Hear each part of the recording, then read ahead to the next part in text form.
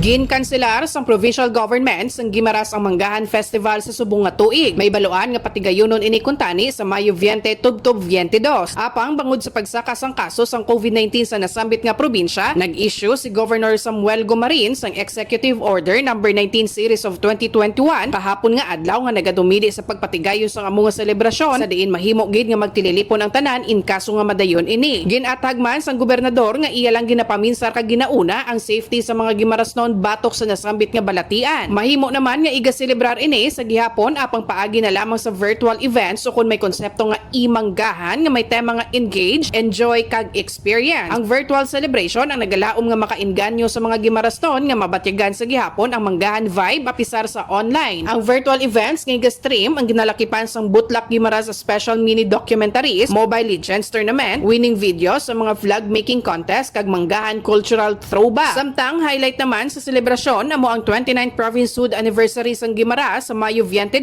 sa diin maghahatag sang virtual State of the Province address o konsopa si Governor Gomarin. Ini si Karen Badilla nagabandera sa matuod nga serbisyo publiko kag kalingawan sa Iloilo, Radyo Bandera.